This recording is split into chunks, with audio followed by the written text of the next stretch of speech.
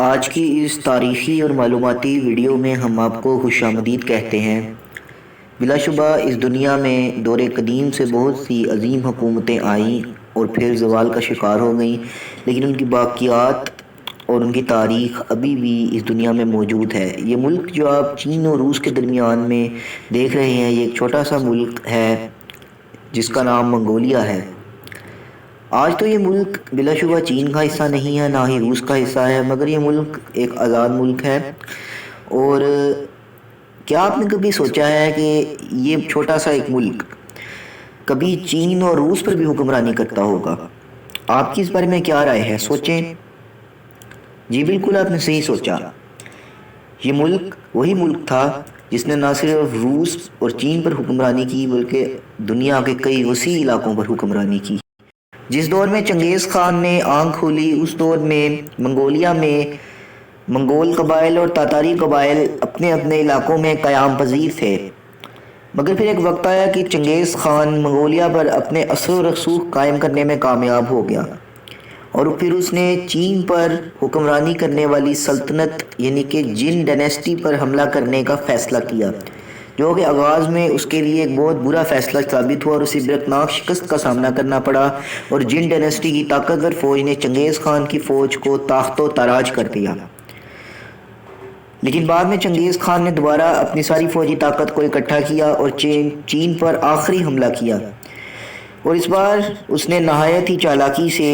چین کے کئی طاقتور علاقوں اور قلعوں کو زیر کر دیا اور پھر بیجنگ کا محاصرہ کر لیا، جو کہ تقریباً 1 سال تک جاری رہا۔ بلا شبہ یہاں منگول فوج کو بھی سخت مشکلات کا سامنا کرنا پڑا، لیکن بیجنگ قلعے میں مضبوط فصیلوں والی دیواروں کے پیچھے موجود جن ڈائنیسٹی کی فوجیں بھی دم توڑنے لگیں، اور پھر وہ وقت آیا کہ انہوں نے تنگ آ کر بیجنگ شہر کے دروازے منگول فوج کے خونخوار فوجیوں کے لیے کھول دیے، اور پھر کیا ہوا؟ جن ڈائنیسٹی کا خاتمہ سرے سے ہی ہو گیا، اور بیجنگ اس وقت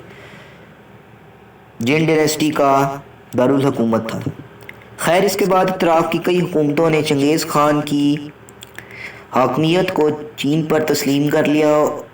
اور اس کی خراج گزار حکومتیں بن گئی، یعنی کہ ایک طرح سے چنگیز خان نے ان حکومتوں پر بھی قبضہ کر لیا اور وہ براہ راست حکومتیں رہ گئی، مگر سنگ ڈائنیسٹی چنگیز خان کے دور میں بھی آزاد رہی اور جنوبی چین کا علاقہ سنگ ڈائنیسٹی کے ماتحت آزاد رہا۔ لیکن بعد میں چنگیز خان کے پوتے قبلائی خان نے سنگ ڈائنیسٹی کو تباہ کر کے پورے چین پر اپنی حکمرانی کو مکمل طور پر نافذ کر دیا، مگر اس کے بعد چنگیز خان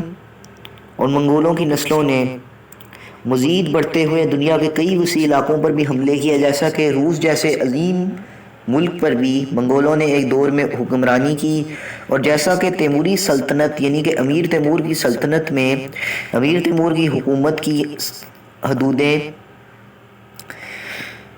روس سے لے کر ہندوستان تک پھیل گئی تھی،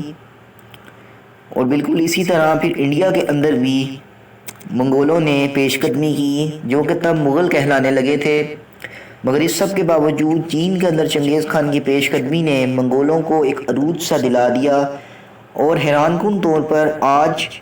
یہ منگولیا جو چین کے مقابلے میں بہت کم رقبے پر محیط ہے، پھر بھی ایک آزاد ملک ہے اور ابھی بھی اپنی خود مختاری کو قائم کیے ہوئے ہے۔